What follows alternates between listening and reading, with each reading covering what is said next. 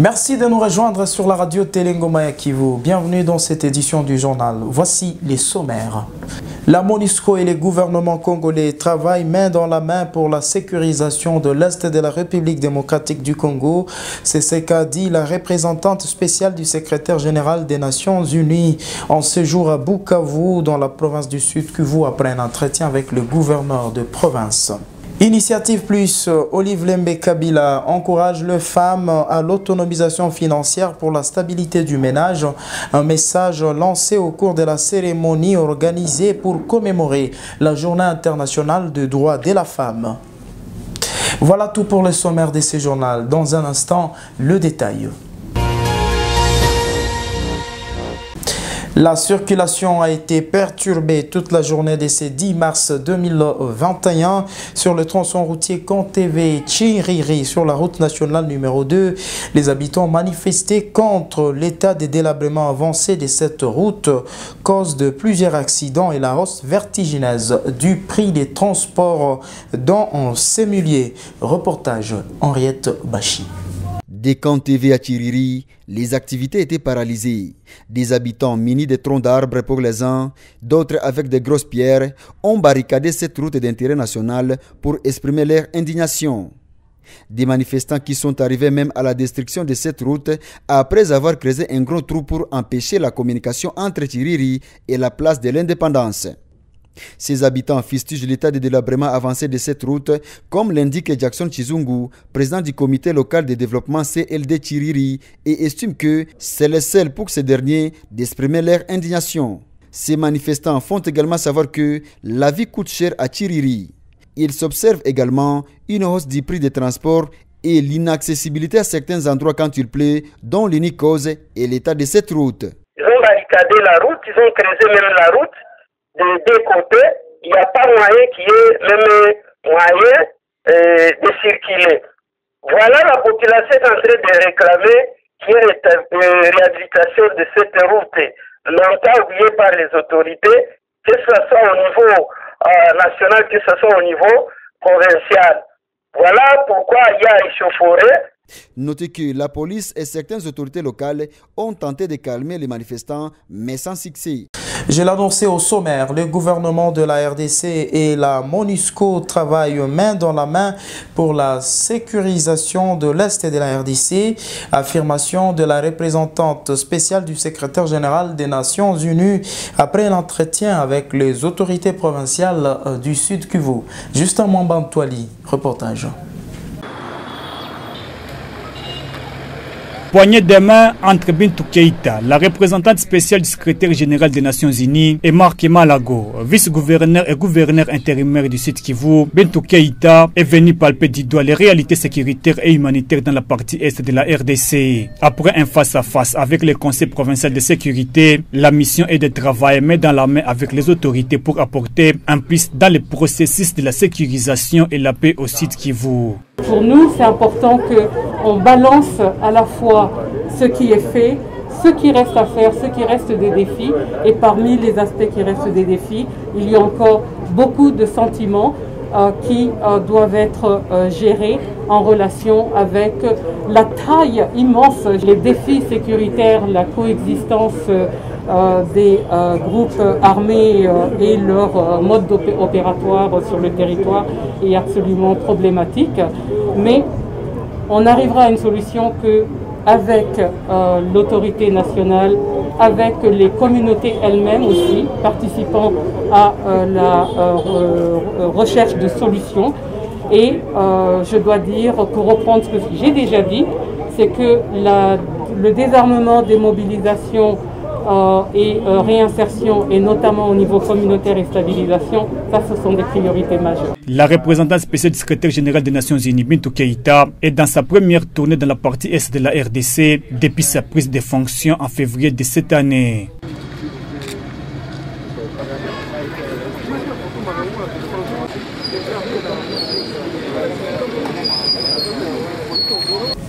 En Renseignements dans ces journaux, certains activistes de droits de l'homme pointent du doigt les responsables de l'école primaire Matendo qui, selon ces activistes, seraient en train de chasser les élèves en leur demandant le paiement de la prime.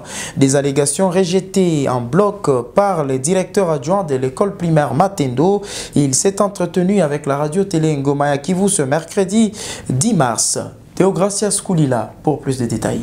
Plus de 2 semaines après la reprise des cours, certaines écoles ont commencé à réclamer la prime auprès des parents d'élèves. Selon des sources concordantes, certains chefs d'établissements scolaires font payer le mois de décembre et janvier, malgré que les enfants étaient à la maison sur instruction du chef de l'État en vue d'éviter la propagation du Covid-19. Selon Moindo Bissimo, activiste des droits de l'homme, l'EPE Matendo renvoie à la maison les élèves non en ordre avec les frais scolaires et ne laisse la CEC à ceux qui sont en ordre.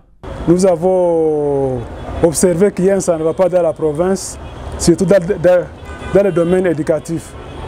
Il y a d'abord 3 raisons qui nous ont vraiment poussé à saisir le ministre de l'Éducation. Nous avons vraiment lancé un cri d'alerte pour que le ministre puisse voir comment intervenir dans son ministère pour mettre les choses en ordre. Parce que nous avons vu qu'il y a des choses qui ne marchent pas dans le ministère de l'Éducation. Quelles sont ces choses qui ne marchent? Il y a d'abord le problème de Covid-19. Tout le monde connaît que le Covid-19 frappe le monde entier, et plus particulièrement dans notre province, du Sud Kivu n'a pas été épargné. Les parents actuellement n'ont pas vraiment les moyens pour survivre. Il y a même les parents qui faisaient le commerce transfrontalier, ils ne traversent pas pour faire les petits commerces là qu'ils faisaient.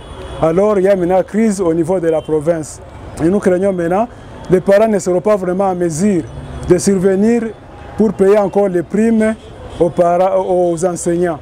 Contacté Migabo Fondiko André, directeur adjoint de l'EPE Matendo, demande cette information. Il indique que ces informations qui circulent sur la toile n'ont qu'un seul objectif de discréditer leur école. Il rassure que l'EPE Matendo ne demande aucun frais et tous les élèves sont admis en classe sans condition. Il y a des gens là qui manquent à faire, donc ils n'ont pas de travail. Alors ils créent des choses comme ça. Ce qu'ils visent là, ils veulent nous salir, je dirais. Dire que nous chassons des élèves là, c'est une médisance, donc ce n'est pas vrai. Vous pouvez passer dans des classes, vous verrez que tous les élèves sont là. Pour rappel, les cours ont repris sur toute l'étendue du pays le 22 février 2021, après un arrêt des activités suite à la présence de la deuxième vague du coronavirus en RDC.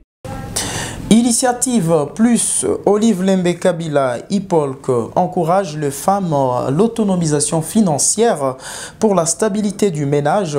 Ce message a été lancé au cours de la cérémonie organisée par Ipolk pour commémorer la Journée internationale des droits de la femme ce mercredi à Bukavu. Reportage. Devant les femmes venues des différents horizons, Initiative Plus Olive Lembe Kabila a sensibilisé les femmes sur leur rôle dans la société. Le chef d'antenne du Polk a rappelé que la femme n'a pas seulement le rôle maternel, mais aussi elle peut entreprendre et travailler pour élever l'économie de sa famille. Tour à tour, les intervenants ont invité les femmes à s'investir dans plusieurs domaines de la vie pour assurer leur autonomie financière. Le professeur Boniface Kaningini, chef d'antenne du Polk Sud Kivu, demande aux femmes de suivre l'exemple d'Olive Lembe Kabila qui, malgré les rangs de son mari, n'hésite pas à faire des travaux des champs. Quand la femme apporte quelque chose, et le mari aussi, la famille est aisée. C'est ça l'autonomisation de la femme. Il faut que la femme soit productrice, pas une femme attentive. Imaginez-vous la femme Olive Lembe Kabila, épouse du président, qui, pendant qu'elle est à table, elle dit à son mari, non, non, cette patate vient de notre champ.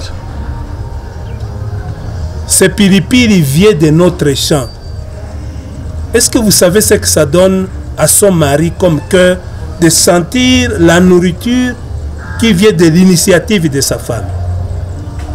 Cette stabilité, je vous garantis, je vous assure, elle viendra avant tout de l'éducation de votre femme, de l'engagement de votre femme, pour vous maintenir dans l'équilibre de votre foyer. Initiative Plus, Olive Lembe Kabila pense que le travail peut hisser la femme à un niveau égalitaire. Les thèmes retenus pour cette année est le leadership féminin pour un futur égalitaire dans le monde de la Covid-19. Accroître la participation politique de femmes et jeunes dans la gestion de la chose publique et dans le processus de paix en République démocratique du Congo. C'est en tout cas l'objectif du projet Tufaulu Pamoja qui sera exécuté par le mouvement Rien sans les femmes par les truchements de la Caritas britannique de Pays d'Égal, CAFOD. Cette précision a été faite par les gestionnaires de programmes au sein des CAFOD ce mercredi lors de la présentation du projet aux différentes parties prenantes. Eric Chocolat pour plus de détails. À en croire Emmanuel Tchofi, ces projets visent à contribuer à l'amplification des voix des femmes et jeunes dans la sphère des prises de décision et de développement à tous les niveaux au pays. CAFOD a sollicité l'accompagnement des parties prenantes dont le ministère de la Santé et Genre, passant par sa division provinciale, la société civile et enfin la MONUSCO pour mobiliser les communautés afin qu'elles jouent un rôle central dans la promotion de la bonne gouvernance et des sociétés plus égalitaires entre les sexes. Un projet qui vise à accroître la participation politique de la femme et du jeune à tous les niveaux. Non seulement sur le plan politique, mais aussi dans les processus de paix. À la population de la ville de Bukavu, en particulier la province du Sud Kivu en général, je leur demande de s'approprier ce projet parce que c'est un projet qui vient répondre, n'est-ce pas, à leur demande. Le ministre de la Santé, Genre et Affaires humanitaires et la MONUSCO promettent accompagner ces projets pour faciliter la représentation des femmes sur la prévention des conflits et la consolidation de la paix au Sud Kivu. Nous prenons effectivement l'engagement d'accompagner pour élever effectivement le défi en termes de vulgarisation des textes et lois qui promeuvent les femmes. Pour sa part, la MONUSCO promet accompagner les actions des plaidoyers pour la réussite du projet Tufaulu Pamoja. C'est tout à fait le volet de votre projet. Et nous ne pouvons qu'être disponibles pour pouvoir l'accompagner, accompagner la structure que vous appuyez au niveau de la province pour les différentes actions de plaidoyer. Notez que ce projet de 3 ans est financé par l'ambassade de Suède en RDC pour améliorer l'autonomie économique des femmes et jeunes grâce à l'amélioration des compétences en matière de création d'entreprises et la participation des micro-entreprises communautaires.